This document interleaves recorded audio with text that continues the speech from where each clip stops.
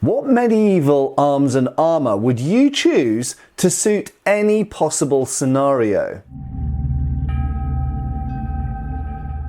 Hi folks, Matt Easton here, Schola Gladiatoria. So I was going through my Patreon messages and I've got one here from Eric Hale, who's one of my patrons on there.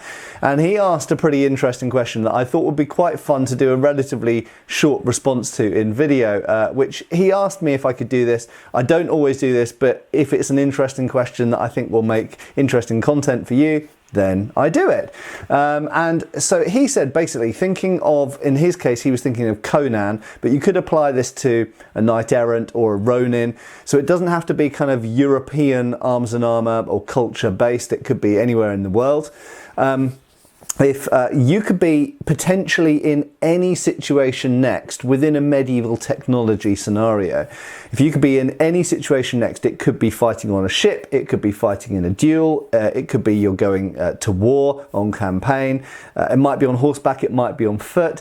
So any potential scenario, but you don't know what it's going to be. Like you're going to step through a door and you're going to be in that scenario. So you can choose your equipment, you can choose your weapons, and they need to be the best compromise that are likely to give you the highest chance of survival in any potential medieval technology level combat scenario. What would you choose? Well, what would you choose?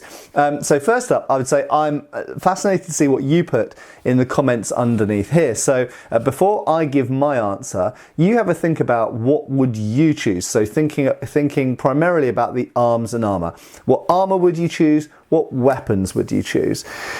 So this is a tough one, isn't it? So generally speaking, I tend to, in my brain, I break down armour into levels of armour, but also locations of armour. Bearing in mind that some armour is fantastic in a given scenario and totally impractical in another.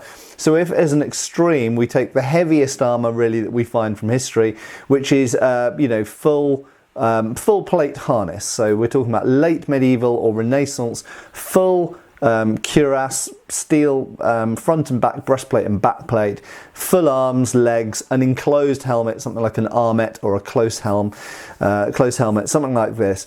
That's pretty much the top level, and then the lowest level would be clothes, I guess. Yeah. So plenty of soldiers in history, even in medieval history, if we look at something like the Bayeux Tapestry, all of those levied troops that are shown fighting off the hilltop against Norman knights, many of them are just in their clothes with a spear, and that's it.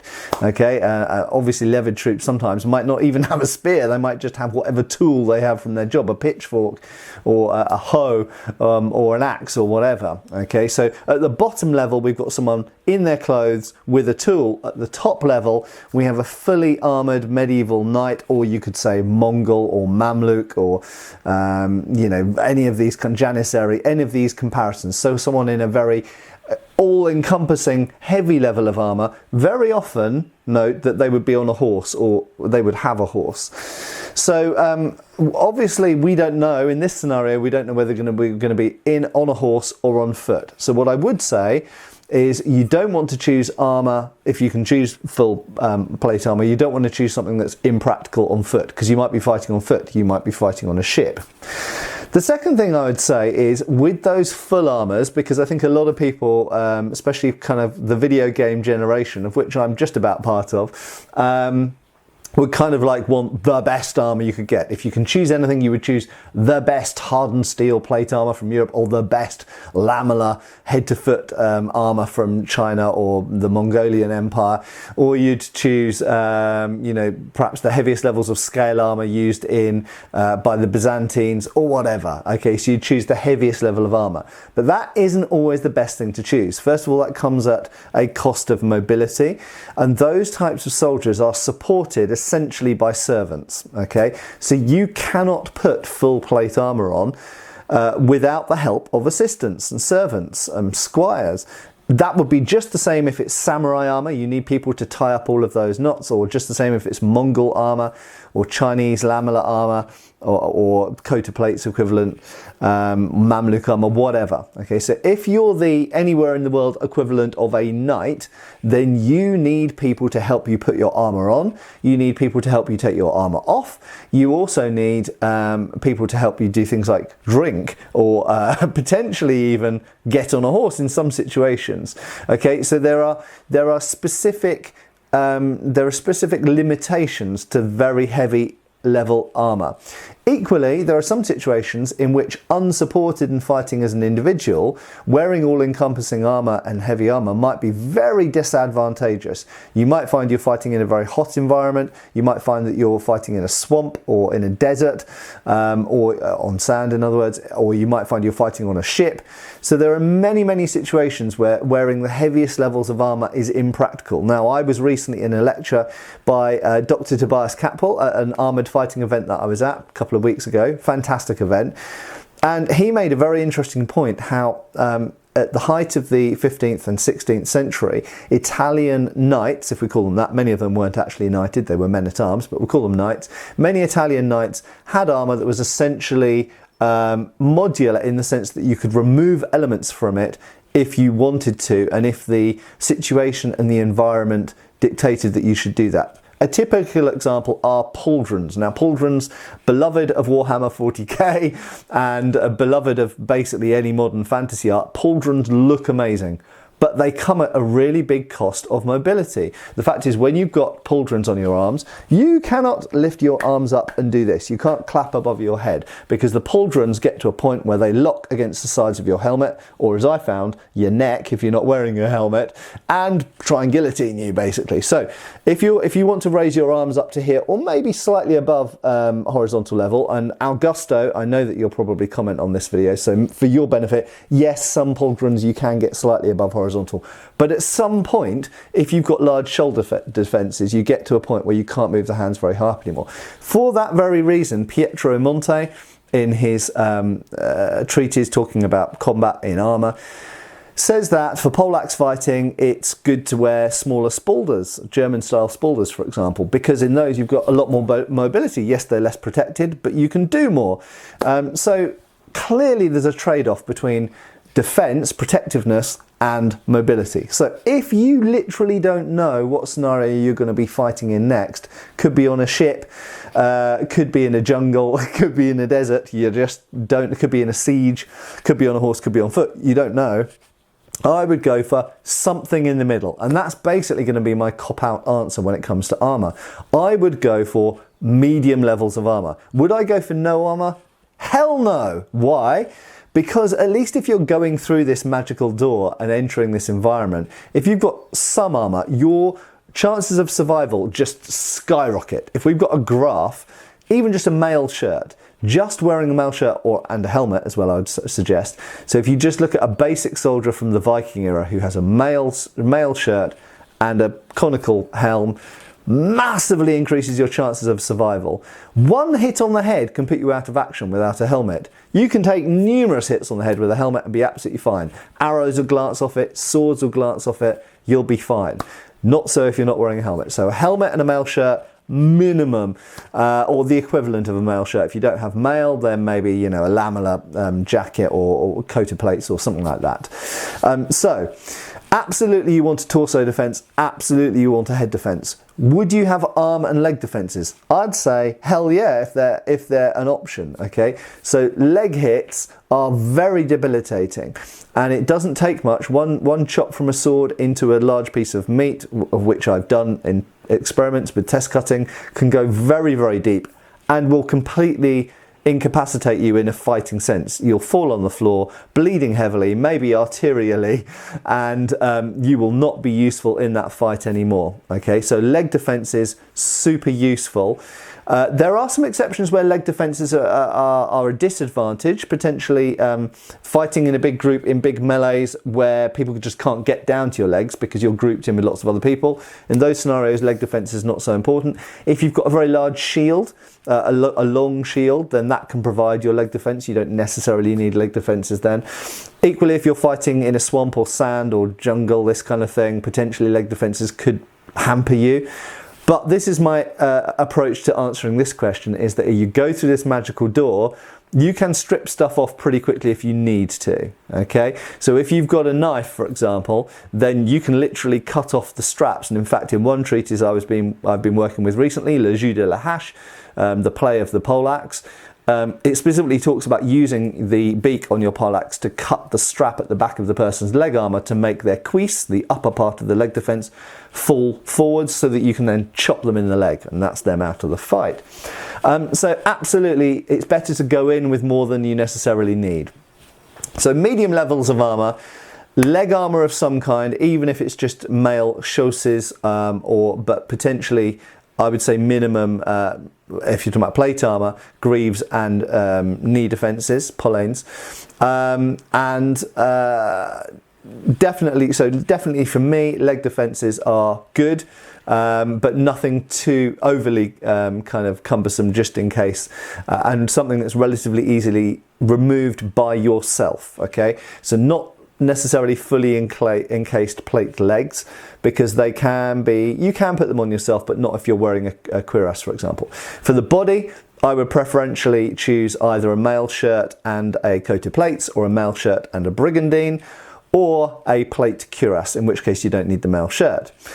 For the arms, I personally would choose either mail sleeves, or I would say half plate arms as seen on Gothic harnesses, okay? I wouldn't necessarily go for full plate arms, because again, they're difficult to remove, in fact very difficult to remove if you're fully plated up, and they're slightly more cumbersome. So I would go for medium level of arm defences, but again, one chop in the arm can make you not able to use your weapons. So having something on the arms, minimum mail sleeves, long mail sleeves and chainmail sleeves, absolutely, that's what I'd want, okay? For the head, a helmet of some kind.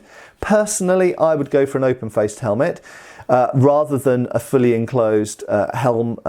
Certainly nothing like a frogmouth helm, not really a great helm, not a big fan of those. I would put nothing like a great bassinet, for example, because they need to function well, they need to be strapped to the breastplate, and again, you can't then remove them yourselves, you need the help of a servant, unless you cut the straps, I suppose. But anyway, if you've got a strap at the back, then you can't reach around to that with a cuirass on. So I'd go for a medium level helmet, a sallet, for example.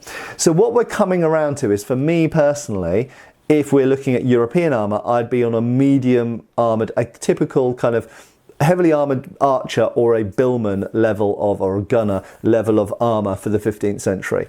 So brigandine and mail shirt, sallet, long sleeves, long mail sleeves at least, if not some plate defences. Some plate on the legs, definitely.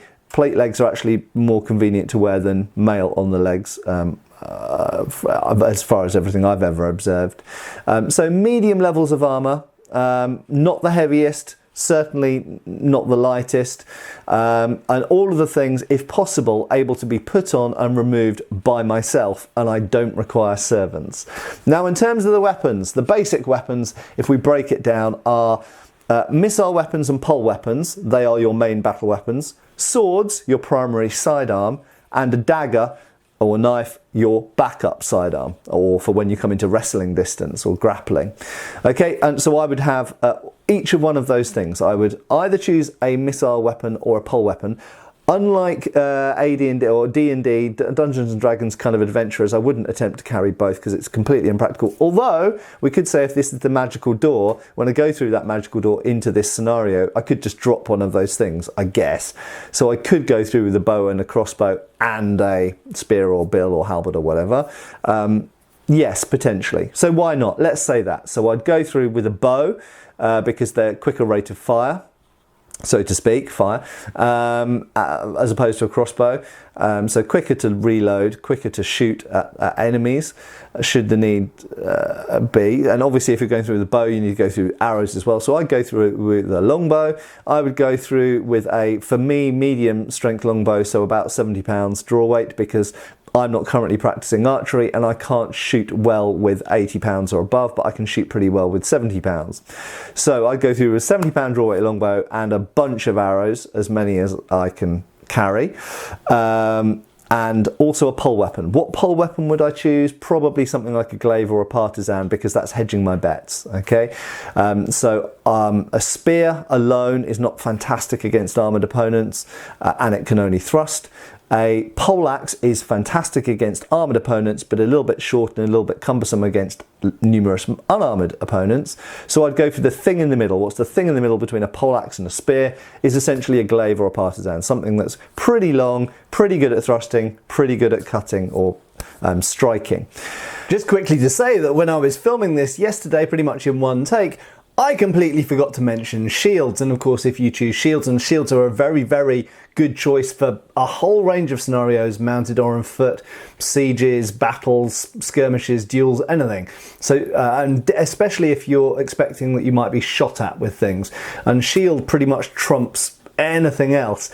So you have a choice to face of whether you're going to take a two-handed weapon like the glaive or the halberd or the poleaxe, or you're going to take a one-handed weapon like the sword that you're going to probably take anyway, and a shield.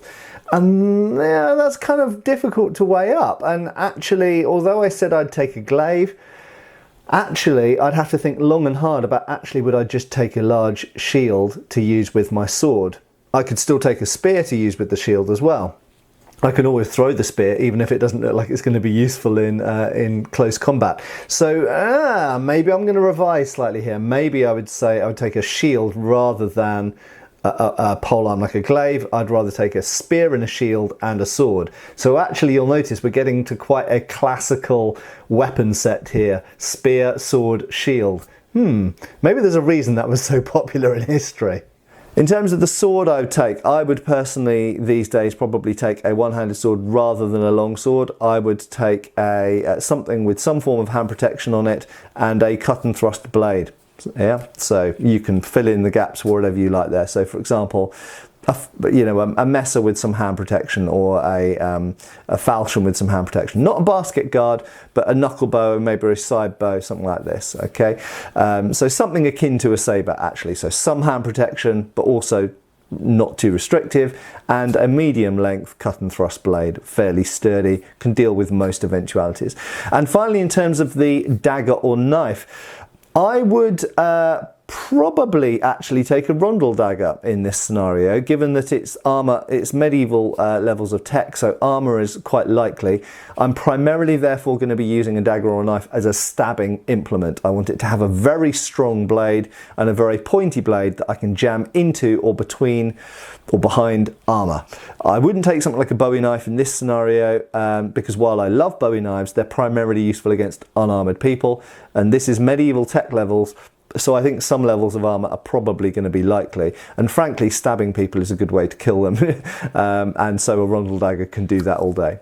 So I hope this has been moderately interesting. I would love to see what you would choose below, and obviously you could apply this to, you know, a samurai environment, or Mongol environment, or Mamluk, or Persian, or, you know, whatever, African, Native American, and that changes it because the tech levels involved. But I think this is primarily aimed at medieval-ish, so we're talking, say, between 1000 AD and 1500 AD, somewhere in the world. What weapons and armour would you choose? An interesting question. To Eric Hale, my patron on Patreon, thank you very much again for the question. It was a really cool one and it enabled me to do this video, which I really enjoyed doing actually. Thanks for watching, and I'll see you folks soon back on the channel. Cheers folks.